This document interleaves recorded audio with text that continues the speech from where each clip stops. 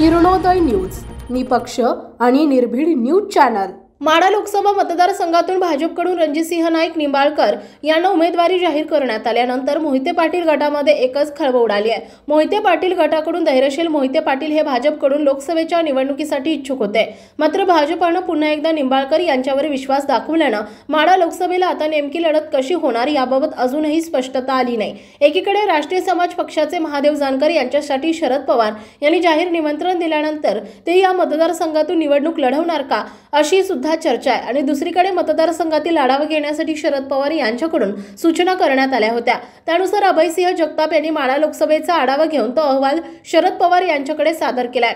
अहवाल सादर केल्यानंतर अभयसिंह जगताप यांनी माढा लोकसभेतून निवडणूक लढण्याची इच्छा व्यक्त केली आहे। ते म्हणाले की जागा आमच्या पक्षाला सुटल्यास मी या जागेवरून निवडणूक लढण्यास इच्छुक आहे। पक्षातील वरिष्ठ नेत्यांचा सुद्धा पाठिंबा आहे। दरम्यान अभयसिंह जगताप यांनी मोहिते पाटील यांची भेट घेतल्याचं सांगितलं, मात्र पाठिंबा देण्याबाबत काहीही बोलले नाही। मात्र ते नाराज आहेत आणि मतदारसंघामध्येही नाराजी असल्याचं जगताप म्हणाले। दरम्यान रासपचे महादेव जानकर यांना शरद पवार यांनी दिलेल्या निमंत्रणावर जगताप यांनी भाष्य केले। ते म्हणाले की जोपर्यंत महादेव जानकर हे महाविकास आघाडीत सहभागी होत नाहीत तोपर्यंत त्यांच्या नावाची चर्चा होत राहणार आहे। माढा लोकसभा मतदारसंघात धनगर समाजाचे प्राबल्य लक्षात घेता जानकर यांना महाविकास आघाडीमध्ये आणून त्यांना माढा मतदारसंघ देण्याबाबत शरद पवार यांची खेळी आहे, मात्र जानकर यांच्याकडून अजून कोणत्याही प्रकारची स्पष्टता देण्यात आली नाही।